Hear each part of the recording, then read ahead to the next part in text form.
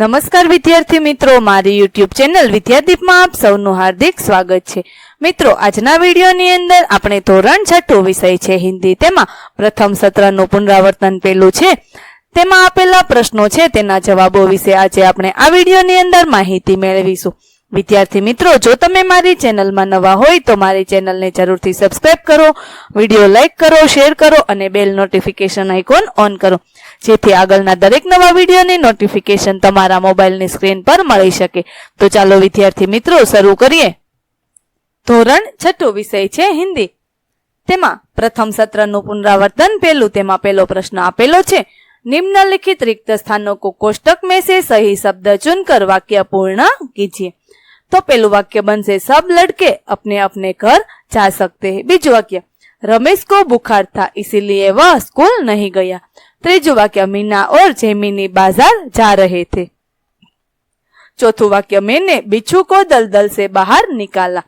पांचमू वाक्य, शिकारी हिरनी को अस्पताल ले गया। ત્યાર પછી પ્રશ્ન નંબર 2 છે, निम्नलिखित प्रश्नों के उत्तर दीजिए। पहलो प्रश्न, आपने किन किन कहानियों का पठन किया है?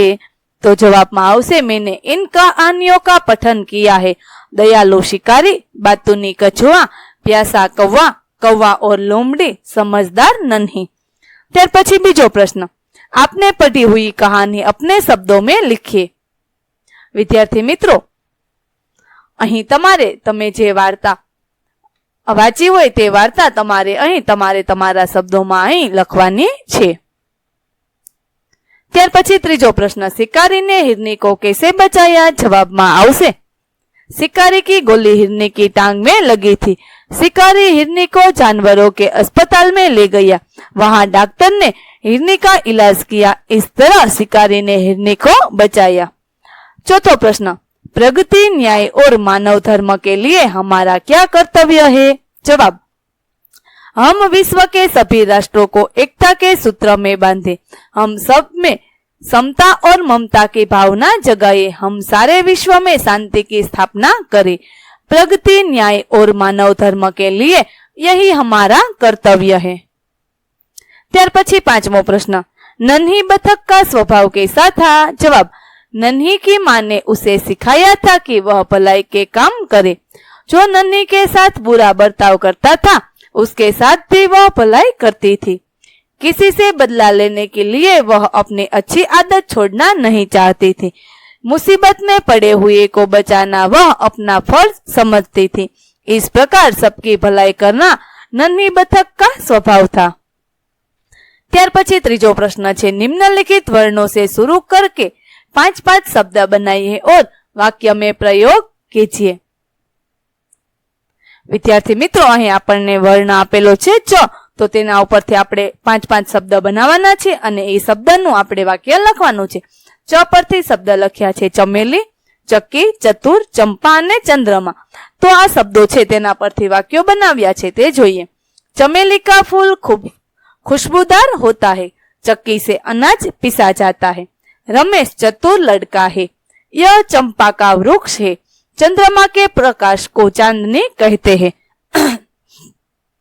ત્યાર પછી બીજો વર્ણ છે ક્ષ, તો તેના ઉપરથી 5 શબ્દો બનાવ્યા છે, क्षितिज, क्षत्रिय, क्षमा, क्षीर અને क्षुधा। તેના વાક્યો જોઈએ। वह दिन भर क्षितिज की ओर देखता रहा, क्षत्रिय बड़े वीर होते हैं। ત્રીજું વાક્ય, क्षमा वीरों का भूषण है।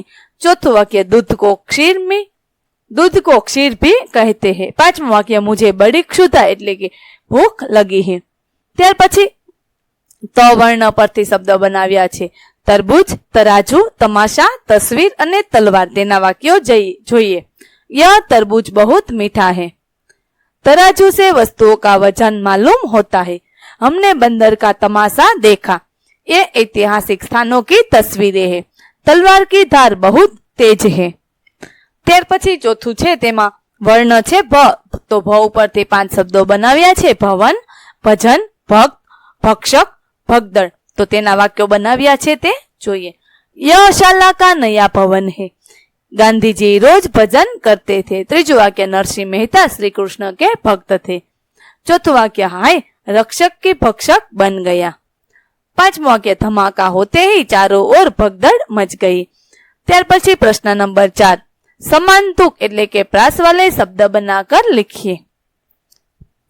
અહીં સમાન પ્રાસ વાળા શબ્દો આપણે લખવાના છે। પેલામાં શબ્દ આપેલો છે સામાજિક, તો પ્રામાણિક, સાંસારિક, પારિવારિક, પારિવારિકા। બીજો શબ્દ છે માનવતા, તો દાનવતા, સજ્જનતા, સ્વતંત્રતા। ત્રીજું ભલાઈ, તો બુરાઈ, હવાઈ, જુદાઈ। ચોથો શબ્દ છે ઘબરાટ, તો ખડખડાહટ, સરસરાહટ અને ફડફડાહટ। ત્યાર પછી પ્રશ્न नंबर 5, गिनती को शब्दों में और शब्दों को अंकों में लिखिए। विद्यार्थी मित्रों, અહીં જે ગિનતી આપેલી છે શબ્દોમાં આપી છે તેને આપણે અંકમાં લખવાની છે અને અંકમાં જે આપેલી છે તેને આપણે શબ્દોમાં ગિનતી લખવાની છે। તો ચાલો જોઈએ। પેલું છે 96, 67, 51, 88, 78, તો એને અંકમાં આ પ્રમાણે લખ્યા 57, 69 અને 97। ત્યાર પછી પ્રશ્ન નંબર 6, निम्नलिखित शब्दों के विरुद्धार्थी शब्द लिखकर वाक्य में प्रयोग कीजिए। पहलो शब्द है स्वच्छ, तो तेनो विरोधी शब्द थશે अस्वच्छ। वाक्य, यह घर छोटा है पर अस्वच्छ नहीं है। बीजो शब्द है देश, तो तेनो विरोधी शब्द विदेश। वाक्य, पिताजी विदेश गए हुए हैं। त्रीजो शब्द है प्रिय, तो तेनो विरोधी शब्द अप्रिय। वाक्य, बुरे काम व्यक्ति को अप्रिय बना देते हैं। ત્યાર પછી ચોથો શબ્દ છે अधिक, तो તેનો વિરોધી શબ્દ कम। वाक्य, चाय में शक्कर कम है। ત્યાર પછી પ્રશ્ન નંબર 7, निम्नलिखित शब्दों के समानार्थी शब्द लिखकर वाक्य में प्रयोग कीजिए। પેલો શબ્દ છે સૂર્ય, તો તેનો સમાનાર્થી શબ્દ થશે રવિ। વાક્ય બનાવ્યું છે, दिन में हमें रवि प्रकाश देता है। ત્યાર પછી બીજો શબ્દ છે ભૂમિ, તો તેનો સમાન શબ્દ जमीन। वाक्य, यहाँ की जमीन उपजाऊ है। प्राण, तो तेनो समानार्थी शब्द जान। वाक्य बनाव्યું છે, दुर्घटना में 3 लोगों की जान चली गई है। આ રીતે તમે આવું બીજું પણ વાક્ય બનાવી શકો છો। ચોથું છે सहसा, तो अचानक। वाक्य, चलते चलते अचानक गाड़ी रुक गई। ત્યાર પછી પ્રશ્ન નંબર 8 છે, नीचे दिए गए चित्र का वर्णन करते हुए 8-10 वाक्य लिखिए। विद्यार्थी मित्रों, અહીં જે ચિત્ર આપેલું છે આ ચિત્રનું આપણે વર્ણન કરવાનું છે અને 8 થી 10 વાક્ય લખવાના છે। તો ચાલો આ ચિત્રનું મેં વર્ણન કર્યું છે તે જોઈએ।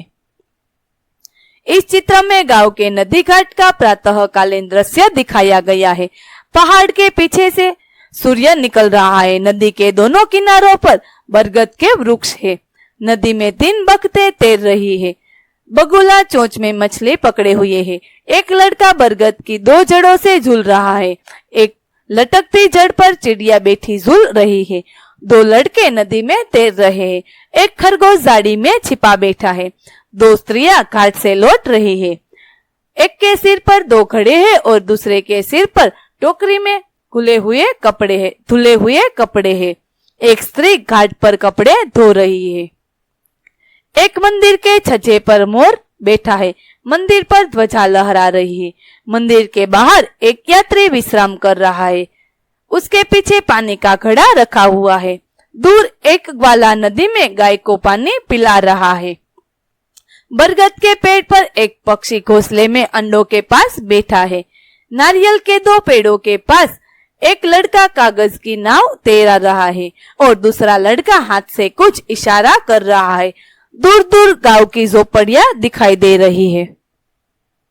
ત્યાર પછી પ્રશ્ન નંબર 9 આપેલો છે કે आप साइकिल लेकर स्कूल जाते हैं और रास्ते में आपकी साइकिल की ट्यूब पंचर हो जाती है। इस घटना का वर्णन कीजिए। શું કીધું છે કે સાયકલ લઈને તમે સ્કૂલે જતા હોય અને રસ્તામાં તમારી સાયકલમાં પંચર પડે તો એ ઘટનાનું તમારે વર્ણન કરવાનું છે। एक दिन मैं साइकिल पर स्कूल जा रहा था। रास्ते में मेरी साइकिल की ट्यूब पंचर हो गई। स्कूल का समय हो रहा था और इधर साइकिल को पकड़कर चलाना मुश्किल हो रहा था। फिर भी उसे किसी तरह मरम्मत की दुकान तक ले गया। दुकानदार ने मरम्मत के 5 रुपये मांगे। मेरे पास 4 रुपये ही थे।